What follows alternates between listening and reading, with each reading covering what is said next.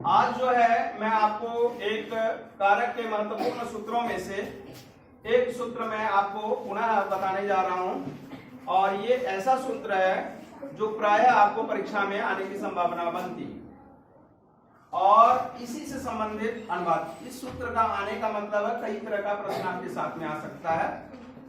उनमें से सूत्र की व्याख्या करने के लिए कहा सकता है, हो सकता है सूत्र के आधारित आपको कोई अनुवाद पूछ सकता है, ठीक है, या फिर कुछ ऐसा हो सकता है कि आपको एक नंबर वाला क्वेश्चन पूछे, उनमें से यह बताए क्या क्रोध में कौन सा विभक्ति लगेगी, ऐसा भी हो सकता है। कई तरह का प्रश्न इसमें से बनते हैं और ये महत्वपूर्ण सूत्रों में से एक सूत्र ये भी है, तो इसलिए इनको अच्छे तरीके से आपको समझना बहुत ज्यादा जरूरी है। आप इसको अच्छे तरीके से समझिए, लेकिन इसके पहले आपको पढ़ना सीख जाना चाहिए कि इसको हम पढ़ें कैसे। बोलिए क्रोध, ध्रु, हेरस्या, क्रोध, ध्रु, हेरस्या, सूयानाम, यं, प्रति, कोपः, क्रोध, ध्रु, हेरस्या, सूयानाम, यं, प्रतिकोपः, चतुर्थे, यं, प्रतिकोपः, चतुर्थे, क्रुद्ध, ध्रु, हेरस्या, सूयानाम, यं, प्रतिकोपः, चतुर्थे। अब इसी का डिट्टो एक सूत्र मैंने खुद भी अपने मन से बनाया है। क्रोधे, द्रोहे, ईर्ष्या, सूयायाः, चतुर्थे, क्रोधे, द्रोहे, ईर्ष्या, सूयायाः, चतुर्थे।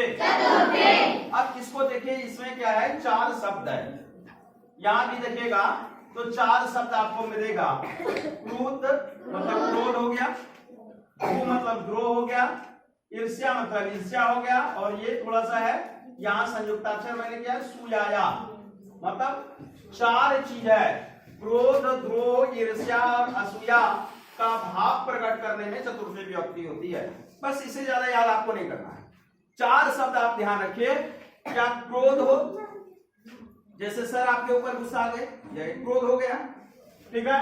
द्रोह है, आपसे द्रोह करना है, जबरदस्ती का झगड़ा करना है, कुछ खुन्नस लगा के झगड़ा करना है, समझ रहे हैं। आपके घर पे इट्टा फेंक देना है, हम आपसे द्रोह कर रहे हैं, समझ रहे हैं, द्रोह करना है। ईर्ष्या है, आप पढ़ने मुझसे तेज हैं तो हम आपसे ईर्ष्या कर रहे हैं, झूठ मूठ का आपका कुछ से कुछ शिकायत कर रहे हैं, ईर्ष्या कर रहे हैं, ढंग का बात होती है। और असूया, असूया मतलब है क्या, एक ऐसा व्यक्ति जो अपना उसको कुछ नहीं दिखाई देता है, सब कुछ दूसरे का दिखाई देता है, और दिखाई भी दूसरे का क्या देता है, सिर्फ गलतियां, उसको कहते हैं असूया। समझ रहे बात, सुया न असूया, समझ रहे। असूया किसको कहते हैं, किस प्रकार के व्यक्ति को, किस तरह के प्रवृत्ति को कहते हैं, आप समझ रहे हैं। एक ऐसा व्यक्ति जो अपना कुछ उसको दिखाई नहीं देता है, वो दूसरे का देखता है, वो दूसरे का ही कुछ दिखता है, और भी क्या, दूसरे में भी उसको और बढ़िया चीज कुछ नहीं दिखता है, सिर्फ क्या दिखता है, गलतियां दिखता है, समझ रहे हैं। उसका आलोचना करेगा, बढ़िया भी है, सज्जन भी है, लेकिन फिर भी उसका गलतियां देखता है। अभी प्रायः लोग संत महात्माओं के बारे में आप देखिएगा, उसके बारे में कुछ न कुछ आपको कुछ न कुछ वो बोलते ही रहता है। कई लोग ऐसे आपको समाज में भी मिलेंगे।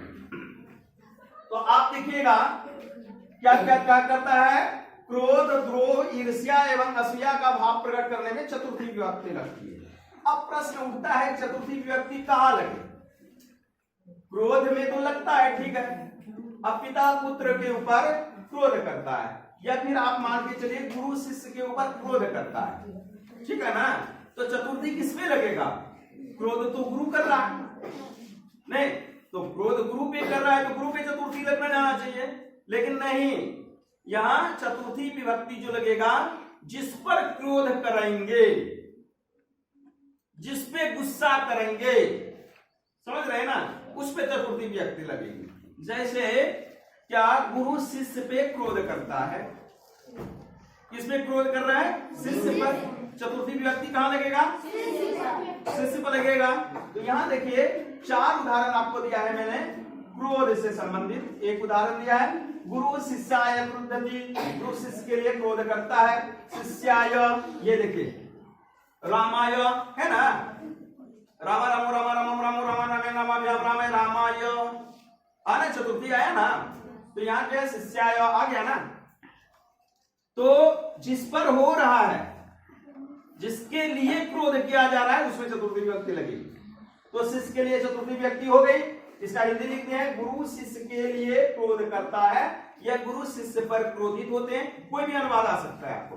गुरु शिष्य पर क्रोध करता है, गुरु शिष्य के लिए क्रोधित होता है। समझ रहे हैं? इस ढंग का कोई भी अनुवाद होगा तो आपको अनुवाद ऐसा ही बनाना है। दूसरा है द्रोह, ते अस्मभ्यम गृह्यन्ते, वे सब हम लोगों से द्रोह करता है। एक गुट है, आप देखते हैं 2 तरह का गुट है, एक गुट अलग है, एक गुट हम लोग अलग है। तो हम लोग के गुट से क्या करता है? वो लोग द्रोह करता है, वो लोग झगड़ा करने का प्रयास करता है। समझ रहे हैं? तो ते वे सब, अस्मभ्यम हम सब से द्रोह करता है। समझ रहे मेरी बात? ते अस्मभ्यम द्रोह्यन्ते। अब ईर्ष्या है, मोहना रविषा ईर्ष्यति, ईर्ष्यति ने ईर्ष्यति, ठीक है? मोहना रमेशाय ईर्ष्यति, मोहन रमेश से ईर्ष्या करता है। समझ रहे हैं? कहीं कोई दिक्कत तो नहीं? तो ईर्ष्या किस पे कर रहा है? रमेश पे। मोहन किससे कर रहा है? रमेश से। तो रमेश पे चतुर्थी विभक्ति लगेगी। अब है क्या? असूया। देखिए दुष्ट सज्जनेभ्यो असूयन्ति, दुष्ट सज्जन लोगों का दोष देखता है, दुष्ट सज्जन लोगों को दोष देखता है। अब यहाँ इसको पढ़ लेते हैं। आप लोग संस्कृत है, हो सकता है थोड़ा सा आपको कठिन लगे, इसलिए इसको पढ़ लेते हैं। बोले गुरु शिष्याय क्रुध्यते, क्रुध्यते, क्रुध्यते। चलिए आप 10 बार अपने मन से बोलिए क्रुध्यते।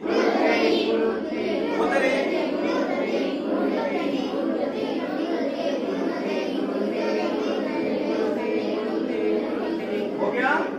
बोले ते अस्मभ्यम गृह्यन्ते, ते अस्मभ्यम गृह्यन्ते, द्रुह्यन्ते, द्रुह्यन्ते, द्रुह्यन्ते, द्रुह्यन्ते। बोलिए 10 बार तो।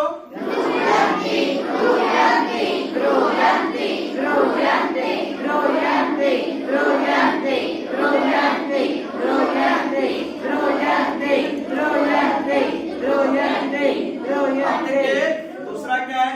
बोले मोहना रमेशाय ईर्ष्यति, ईर्ष्यति, ईर्ष्यते। बोलिए 10 बार।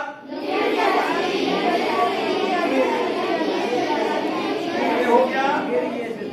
अब देखिए दुष्टः सज्जनेभ्यो, सज्जनेभ्यो, सज्जनेभ्यो असूयन्ते, असूयन्ते।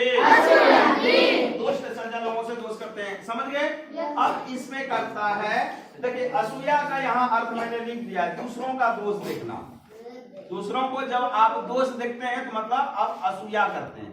समझ रहे हैं? अब देखिए नोट में एक है, किंतु यदि ऊपर लिखित शब्दों में, ऊपर लिखित 4 शब्द है, क्या है? क्रोध, द्रोह, ईर्ष्या और असूया, ये 4 शब्द हैं। तो 4 शब्दों में उपसर्ग लगा हो तो द्वितीया विभक्ति होती है। इसमें चतुर्थी तो होती है, लेकिन क्या हो? उपसर्ग। उपसर्ग क्या? शब्द के जो पहले लगता है उसको उपसर्ग कहते हैं। अब इसके लिए उदाहरण मैंने दिया है 2। पिता पुत्रम अभिक्रुध्यति, पिता पुत्र पर क्रोध करता है, पिता पुत्र के ऊपर क्रोध करता है। तो यहाँ क्रोध करना था अभिक्रुध्यति। समझ गए? तो अभी क्या हो गया? ये उपसर्ग लग गया है। तो यहाँ देखिए क्या? पिता पुत्रम द्वितीया लग गया ना, ये द्वितीया है। अब देखिए सह माम अभिक्रुध्यते, अभिद्रुह्यते, वह मुझसे द्रोह करता है, वह मुझसे द्रोह। अभी द्रुह्यति जैसे लग गया, अभी उपसर्ग लग गया, द्रुह्यति आ गया। तो यहाँ क्या हो गया? माम हो गया। अहम अबम वयम माम, मुझसे, ठीक है, मुझको ऐसे होना चाहिए मुझको, लेकिन यहाँ क्या हो गया, मुझसे द्रोह करता है। समझ रहे, हिंदी में तो मुझसे द्रोह करता है, लेकिन द्रोह जैसे आ गया वहां क्या हो गया, द्वितीय हो गया।